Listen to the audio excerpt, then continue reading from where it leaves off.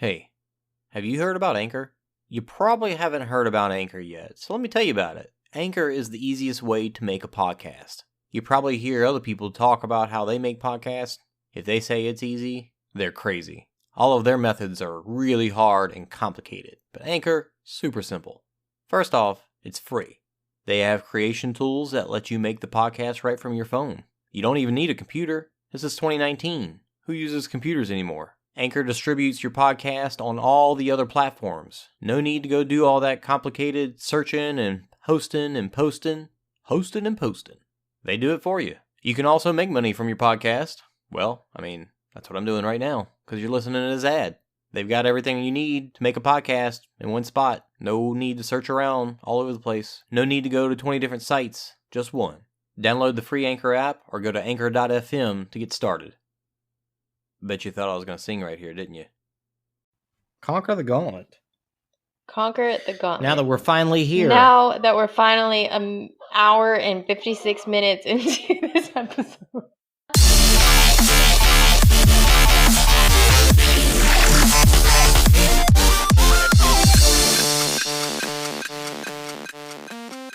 It's interesting to talk about Conquer the Gauntlet in a shared space and see how few people have done it.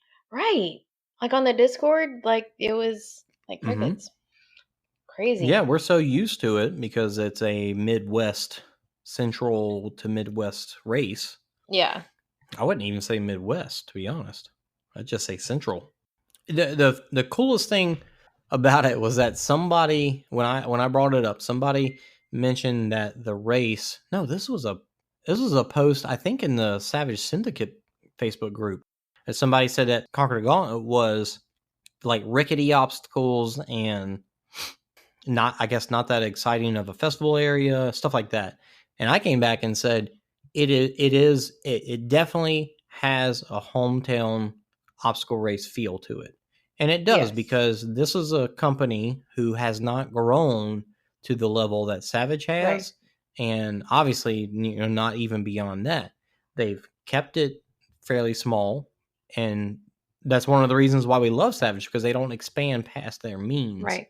And Conquer the Gauntlet has been the same way. So their obstacles aren't as high quality, but they're still well built.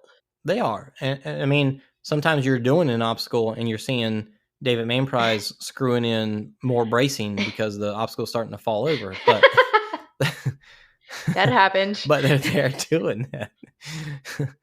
But at this past race, the walls, I forget the name of the obstacle, but the multiple walls in a row, those were brand new. Oh, the Walls of Fury, yes. I always hate those things. So we did have, the race this weekend. It was their first race of the year in June, because they have scaled down the amount of races because one of their main guys, Steven, was it Steven Mainprize's had a kid? David. Or was it David? David had a kid. But David's doing his own children's obstacle race now. David's doing the Conquer Youth. Conquer Youth, which is very cool in itself. But they still have scaled down, whether maybe it's because of financial stuff, who knows? But they've said that it's because they want to focus more on their families. So they want to be able to spend more time spending time with that family. So there's less races this year. So their very first one just happened in Dallas, which I was very thankful for. But this was also their first one to have a multi-lap competition. Yeah. Which, as loving the endurance stuff, we were super excited for it. Even though it was on June 1st. In Texas. In Dallas.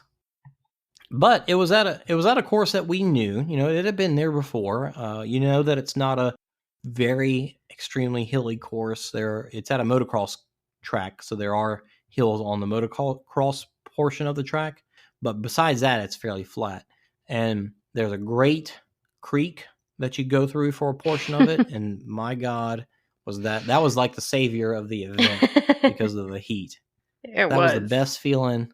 Like the first couple laps, it was like, this is a little chilly. But then after that, it was like, I'm so glad this water is so cold. There were a few times on that course when I contemplated just going through the water and then doing the obstacle penalty. Like at Stairway, my hands were so ripped by my third lap that the pain just, I couldn't imagine finishing an obstacle on my third lap. So yeah, I definitely contemplated pulling in Evan and just going through the water just to cool off.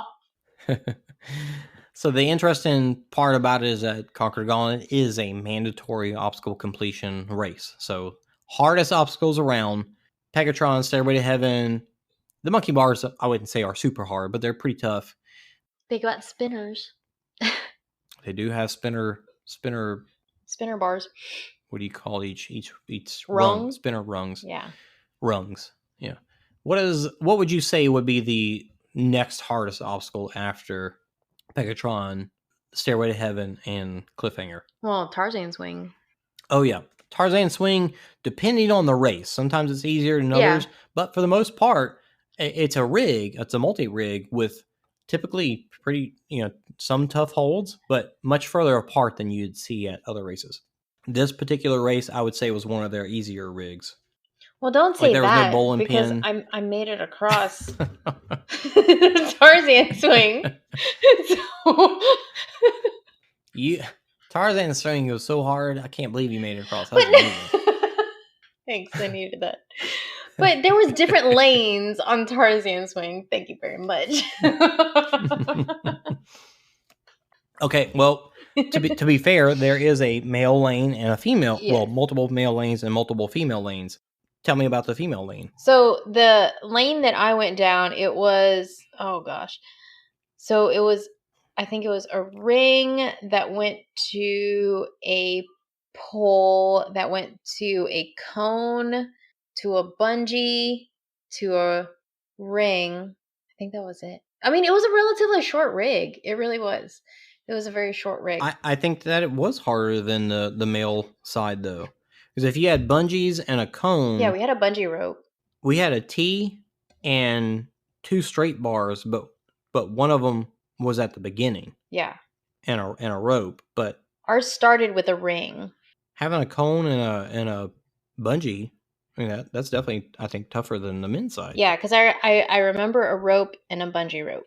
And a cone. Why didn't you just do the men's side? I don't know, because it had pink straps, and I went for the pink straps. I didn't even notice. I didn't even look at it to see what the women's side was. I honestly don't think there was any distinction between the men and the women's side because it looked all mixed up to me.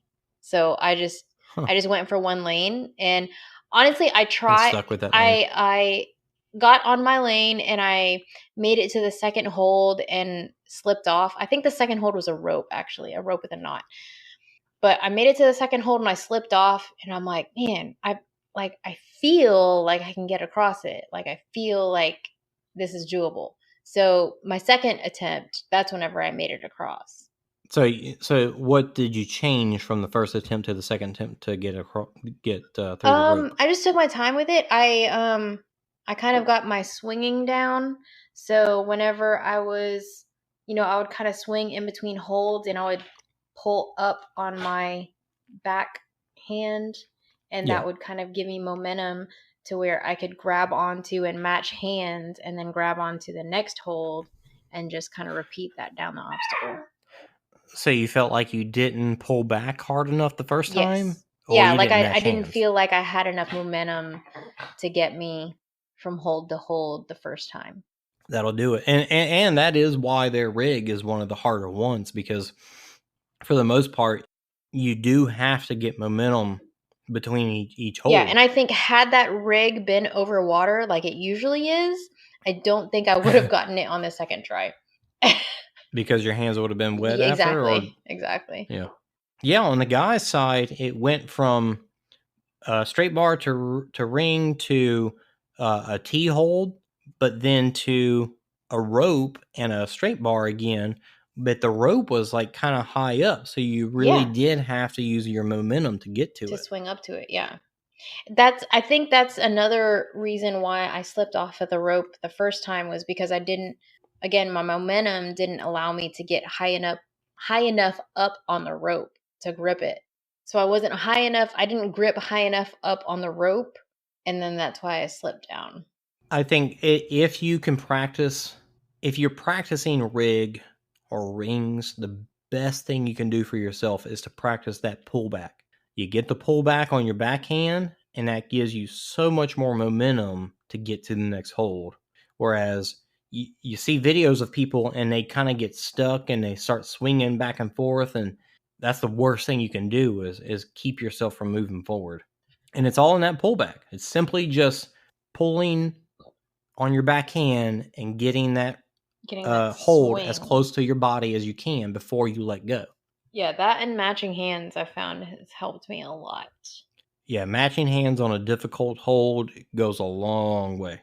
Especially like when it's wet, even on a only rings at a Spartan sprint, matching hands is the way to go. Like that's I'll even do that. Yeah. Because that makes a huge difference to make you feel comfortable and confident that you can get across. Yeah. I actually did that at Tough Mudder College Station on Just a Tip. Mm-hmm. On the rings. I matched hands on the rings, even though I felt like just on regular the gauntlet. On the gauntlet. Just on regular rings, Mm-hmm. I can pretty much make it one-handed if I'm dry. But if I'm like already sweaty and wet and I'm not as confident in my grip as I usually am, I'll match my hands just to give myself that extra assurance that I'm going to stay on that obstacle. Yeah, the momentum that we're talking about is the same thing that will pull you right off a ring if your hands are wet. Yeah. So matching hands makes a big difference. For sure. We'll probably focus on your race a little more than mine because I'm gonna try and keep this short because I don't want to like focus on my issues. But I know some people do, care about me and care about what's going on. So I'll mention it real fast. I do feel like I've gotten, I thought what I thought was my issues fixed, and it's been a couple of months. And recently, within the past couple of weeks, I've started feeling like kind of lightheaded when I bend down and stand up. So I kind of knew going into the race, I wasn't quite sure how it was going to go. Sure enough, after like trying to hold a decent pace through 2 laps, that third lap, I couldn't hold it anymore because my breath was just running out. Same feeling I got from being low on iron before. So I did mostly walk the third lap and was kind of bummed to have to stop at that point. I did stop and find out, hey, where are the leaders? How far are they ahead of me? And I felt like they were far enough ahead that I was just like, even if I walked, it's not going to make a difference. Looking back, I do feel like that was probably the right move. Like I wouldn't have been podium even if I would have continued walking. Now, if I could have kept running, I feel like I would have had a great chance of being on the podium because even Victor stopped, I think, after 4 laps. Yeah. And if I would have been able to run even at a slow pace, I had plenty of time to do 5 laps. So it would have been totally just about, finishing out the time and destroying my hands probably like everybody else. Yeah. But I did go to the doctor and got some blood taken. So I will find out soon what if my iron is low. It's kind of more scary to think that what if it's not, like, then what's the problem? Right. So yeah, I was kind of wondering about that. Like whenever I went back and I watched the Instagram story and everything, I was wondering if it was like really your iron or if it was really just that hot outside. Because like I said earlier, like I've never cramped ever like that at a race. And even with like my hydration and my nutrition the way it is, I've never ever cramped at a race. And that was the first time I had ever experienced that. I was almost like, what's going on with me? Like, this is just so unlike what my usual experience is. Dehydration and heat is one thing. And I know, I was cramping in whenever I jumped up to do things in my calves. Yes. But otherwise, my body felt pretty good. So it wasn't in my muscles and my lactate. I don't think it was in my breath and my blood circulation, I think. So I don't know. We'll see. But I'm part of me hopes it's iron levels being low, and part of me I don't know what to do now if it wasn't, but we'll see. Yeah. Hopefully it was just the So heat, because yeah. overall, I really did enjoy the event, and I really wanted to push harder and keep going because Yeah. I started, and now I'm not talking about my issues anymore. That's over. I'll get off of that. But I started out running what to me was slow. Mm-hmm. Like I'm gonna hold my world's toughest pace, Yeah. pace, my world's toughest pace, and see how far that takes me. And that's how I started. And while I know, like I've always thought of Miles as being faster than me, I was ahead of Miles after lap 2. Mm-hmm. I was well ahead of him. I was well ahead of There's this one guy, I can never remember. I don't know who his name is, but I see him at races, and he's always like one of the top 5. Like he's always doing way better than me. I passed him on lap 2, and I was like, "Hey, lap 2." He's like, "Yeah, you too." And he was like, there goes so much for my 5 laps that I was hoping to do," and because he was just walking, and I was like, "Wow, I can't believe I passed like that guy." I mean, that's kind of why I like endurance racing, because you beat people that I can't beat on a flat out fast run because they can't last. So I was kind of feeling good. Like I know I'm not number 1, but I could be 2 or 3 or maybe 4. Turned out I was in 5th after 5 laps, or I was 5th after 3 laps, and that's when I ended up stopping. But there were enough people that stopped ahead of me that I would have been on the podium if I would have kept going. If I could have kept running, that is. Right. So I felt pleased with where I'm at, and my pacing at this point. Like the pace that I can hold, even at a slow, keeping it comfortable, felt really good. And it's partially, being confident with obstacles and stuff. Now, before we talk about your race, because you did awesome and got second place, right? Third. You ended up getting third at the end. You were in second for a long time. Yeah.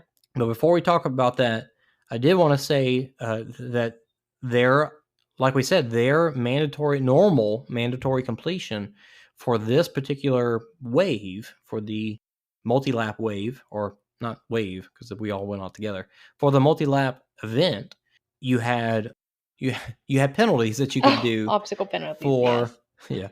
You had penalties you could do for 4 different obstacles, and that was the hard ones. That was Pegatron and Tarzan, Cliffhanger, Stairway to Heaven, and Cliffhanger. Mm-hmm. And now that I think of, and I feel like I've thought about this before. So the penalty itself was nothing crazy. It was 15 for men, 12 for women, Atlas burpees. Mm-hmm. So you had a little ball, a little 20-pound ball that you had to throw over your shoulder after Mm-hmm. doing a burpee, and then 15 or 12 for women thrusters with the ball. So it wasn't terrible. It's like doing 30 burpees basically.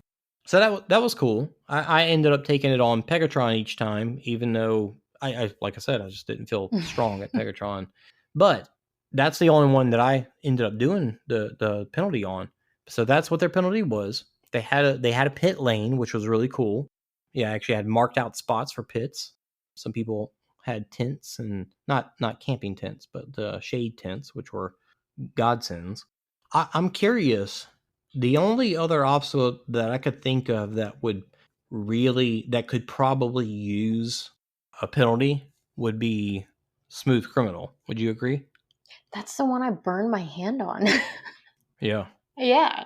Yeah, that metal gets freaking hot in the sun.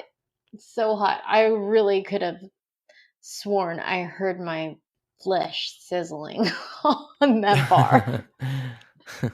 Now, I would say that obstacle in its form that it was probably a little easier than it has been in the past as others.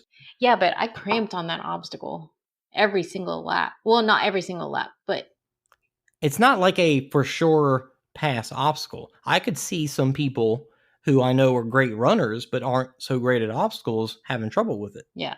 So what if you got stuck at that, but you couldn't do the penalty thing? Like there's no penalty to do. Yeah. Yeah, no, I contemplated that. No, seriously, I contemplated that during the race, because I'm like, I have literally already burned myself on this obstacle before, and I'm going to have to find my way across it now. But I mean, each time I found my way across it, and it was just as painful as the lap before. But only because it's really not a technically hard obstacle. It really isn't. It's not super hard. It's not super hard. But it's tough enough. Yeah, it's definitely tough enough to where, like, if you're doing multiple laps, you really don't feel like going across it every single time. Especially whenever you're cramping and your hands are ripped and yeah. The first time that happened, I fell off one of the ninja steps because my calf seized up on me so bad. Like, I literally slipped down one of the steps. I was like, oh! And everybody in line behind me thought I twisted my ankle or something. I'm like, no, my calf just cramped up on me. Then I felt like a big baby. Like, no, it's not a twisted ankle. It's just a cramp.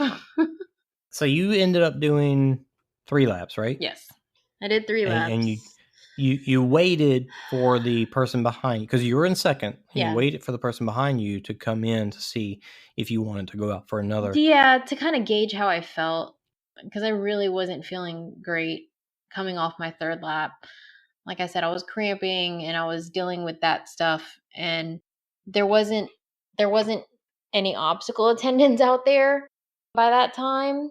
So I felt like I felt almost scared of, like, what if I slip and fall off an obstacle and there's nobody around to find me or something, like, or what if I cramp up in the creek and I just drown and there's nobody around to, like, come save my ass or whatever. Like, like, things like that start going through your head. And I really talked about it with Lauren, and I really talked about it with Victor, and I was like, I mean, is it even worth it at this point? Like, I feel like I'm in so much pain that it's not going to be worth it tomorrow, and you have to almost have that conversation with yourself. Like, yeah, I can go out for another lap and secure my 2nd place spot, or I can just kind of see how I feel whenever I see that other girl coming in, if and see if she comes in enough time for the cutoff, and just kind of see how I feel. And if I feel good enough to go out on another lap, then I'll go. But if I don't, then I don't. Like, I was really surprised to see some of the people that decided to do Continuum. Yeah. Like Victor and Miles, even Nathan Napalm. Mm-hmm. Some of the people that were there really kind of blew. Like, I didn't expect them to be racing Continuum. Right, because they do so good at the short course or at the regular course. Right. Like Miles, I'd say out of all those guys, I was surprised that Napalm was as far ahead as he was, because he was in, I think, 3rd for a while there. But Miles, even though he was behind me, he continued to push, and I ended up giving him my little half-hand Spartan Fit gloves, or whatever they're called. Oh, yeah. Because those are things that are a lifesaver after you tear your hands up. I mean, if you wear them beforehand, they help for sure. Right. But, nothing's better than skin on had those metal.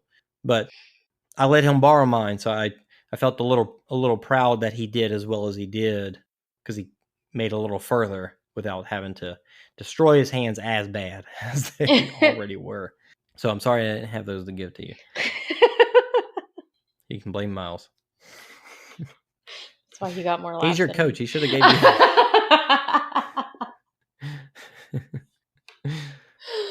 One of my coaches took your gloves, and the other one talked me into dropping out. No, I'm just kidding. I'm just kidding. I'm totally just kidding. I'm really glad that I didn't go out for another lap. Honestly, it is a balance of, particularly when it comes to endurance racing, a balance of glory versus what you put yourself through. Yeah. It's a great feeling to be like, I did it. Yeah. But then the next 3 days is like, my God, what did I do? Exactly. Yeah. And I mean, my whole thing was that first lap, I completed all the obstacles, which just getting across Pegatron for me was like, oh my God. Like, Yes, you know, that's just bad getting news. across Pegatron for me was like, holy crap, everything else is just bonus at this point. Like, Have you ever have you ever done it before? that was my first time getting across Pegatron. Well, that's First really time. awesome. Yeah. And Did anybody film it? No. Oh man. No, nobody filmed it. Lauren saw it with his own 2 eyes, but That's cool. but yeah. That is really cool. Yeah. So yeah, nobody filmed it. Nobody even got like me in the background going across. But no. So even on the race photo? Even That's right, on the there wasn't a camera there. Yeah, even on the race photos. But I don't care because I made it across and I was like, yeah. heck yeah. That is awesome. Like as soon as I rang that bell, I was like, holy crap, I just made it through Pegatron. I'm running. That is one of the best feelings ever. Yes. I mean, that is one. I can't think of a harder obstacle I've done in any race, even the championship races. Yeah. Can you? No. That's probably one of the hardest obstacles in OCR right now because of its failure rate. Yeah. I'm surprised they don't have that at OCR World Championships. Just saying. No, it's too high of a failure rate. World Championships goes for I think 75%, or like there's a certain percentage that they try to hold to, and it would be too high. I'm just saying. Because you can do it now. Yeah, because I can do it now. I'm not saying that I would be able to do it every single time, but I'm just saying.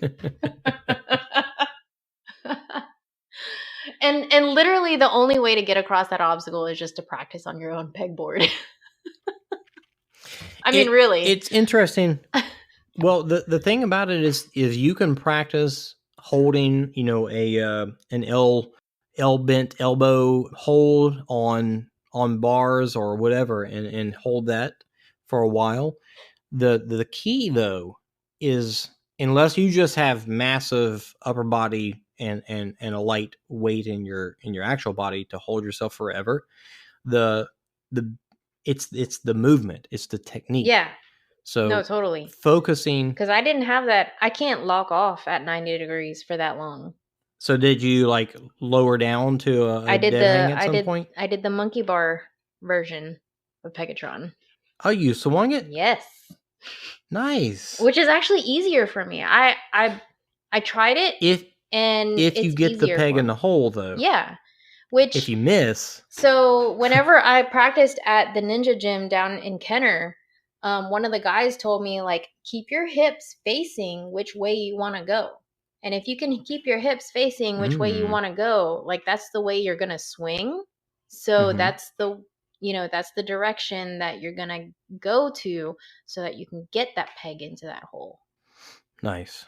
So the more times I practiced that, the easier it became. And I'm like, this is easier. And whenever I was in line and I was holding the pegs, I was kind of visualizing like how I was going to do it, because there is a certain way, like if you're going to go from the right or from the left, there is a certain way you're more comfortable with it. So if you can visualize yourself doing it from that side, then I think it makes it a little bit easier once you're comfortable with your technique. And there was a few times whenever I did miss the hole, but hanging from the peg from in that position just made it easier for me because I'm not. You were able to swing back and then get it on the next forward motion. Exactly. And the very first time that I ever completed it was like that, so it definitely has its advantage. But I think the key is not spreading yourself too far. Like on one of my subsequent laps, I tried that method, and I was doing it okay, but then on one of my swings, I tried to reach too far, and I missed. So on my swing back, it was too much of a pull. So if you take it slow, whereas, and this is, if you want to get good at Pegatron, you really do. It's not one of those obstacles that you can just haphazardly make your way through. Like you really have to have a game plan or be insanely strong and make your way through. Right. But so my game plan, if I'm going bent elbows, just facing the board, is basically moving one hole at a time. And that takes a lot of time. It takes a long time to get across, which is the longer you're holding yourself up there. And so it's hard. Yeah. when you swing, you can skip one, but you can swing far enough to skip multiple. But I think that's the problem is if you swing too far, then it gets really hard. Yeah. So that's my thought is the key is swinging is to take a shorter swing than you think you might should. Yeah, that's one of the things with that obstacle is patience is a lot. Patience and technique, and don't get too greedy. Yes. Yeah. Don't get too greedy. Don't get too greedy, skipping holes and whatnot, because it's just not going to work for you. Yeah. And it really is one of those obstacles that you just have to replicate it somehow in your own backyard or go to, like I did, go to a ninja gym and replicate it and just practice on it until you're comfortable with it. Because my problem with Pegatron was that there was never anything around me readily available for me to practice those kind of holds, that kind of grip strength, that kind of endurance in my grip. So once I made the trip down to New Orleans and I'm like, I really need to practice this because this is a problem. That and stairway. So, yeah, and I made it through both of them. So I'm like super stoked that I made it through both of them. you know? That's awesome. Yeah. So, especially after that first lap, and I went back and I looked at the standings and I'm like, man, I would have finished 5th. Oh, in the elite in wave? the first wave. Yeah. So like my first lap, I made it through all the obstacles. I'm like, frick yeah, like this is freaking awesome. And at that point, all the other subsequent laps after that was like just bonus to me, honestly. Nice. That's why we do this. That's the you can go. There's the runner's high, right? There's an emotion that goes along with going out and pushing your body, and I think that's a big part of OCR is pushing your body in ways more than just getting a new PR on a distance. Yeah. Things that you could never thought you could have done previously. For as the strength that I have, I wouldn't say is extremely great, but it's enough to get me through obstacles and stuff. So like bucket carry is kind of usually give me trouble. I usually have to stop. I've made it through the bucket carry without putting it down for the first time in Austin. So just like little things like that is just feels so good. It makes you want to come back and get better and do more. Well, anything else you want to say about Conquer the Gauntlet? I don't think so. I think anybody that was out there running for a long period of time into the afternoon just did amazing just because of the heat. And it was, probably one of the first early hot runs of the year for everyone. Yes. So there's definitely an adaptation period for that. Yeah. So, yeah. I think that's all I want to say about that. And it was great to just like hang out with OCR family and everything. It was good. Yeah, I felt like the event was well put on. Like I can't think of a Conquer the Gauntlet where I was like, man, this is garbage. But overall, it was a good event. Yeah. I guess we can call it there. It's not like we haven't talked long enough. 2:32. Oddly, 4 drinks, I didn't feel as deep as I did that last time that we... Like and this episode has become longer than that one. I think early on I was like, look, in my head I was like, I know this is going to last a while, so just don't rush topics and just let it happen. So that's what we did. That is definitely what we did. Picture of the collection of beer bottles in front of my laptop right now. Oh, nice. You want me to use that one for the episode image? Mine is turned into bottles and water bottles mixed in because I've ran out of alcohol to drink, so I've turned to water because my voice is getting dry. So we're gonna wrap it there. If you are still with us, then congratulations. Is it really a congratulations? I hope you're nearing the end of your long run. Yeah, it's more like, are you okay? Have you passed out? Are you still with us? Are you We actually need still with to us? alert the authorities. Good luck to you wherever you are. I hope you're not stranded on a trail somewhere. You're like, dang it, why is this episode ending? I need more. Lastly, if you are still here, don't forget, just send us a message somewhere, anywhere, or tag us telling us what your tag us, whatever, email, anything, saying what your favorite drink is, and you will possibly get entered. You will get entered to win a OCR Talk baseball cap of color of your choice from the Dumb Spread Shop store. I think that's it. If you are really still listening, and if you like this style of episode, like seriously, this episode's way too long, and I like that we do this sometimes, but I think it would be too much if we did it often. Yeah, So we can't post a whole bunch we've of gotten 2-hour good feedback episodes about that. Yeah, and when we do it, we've gotten good feedback. So I don't want to push into that too much and make it like just become boring and old. So this whole time, by the way, we've been recording. It's never stopped raining. I just want to say. Oh wow. Yeah. And it was already raining for like 2 hours before. Jeez. Yeah. All right. So all that stuff that we talked about, Arkansas and Oklahoma, now South Louisiana's got. Well, it won't stop it's raining. just a given in South Louisiana at this point. Any last thoughts? No last thoughts. I think I'm out Tapped. of thoughts. Good night to you, wherever you are. Happy trails. May your dreams. I hope you know where your children are. May your dreams fly as high. No. What was it? When Michael Scott was telling Ryan what he wanted to say for the graduating class. Oh god. May your dreams fly. May your dreams fly as high as your hats, or something stupid like that. I don't know. Anyway, good night.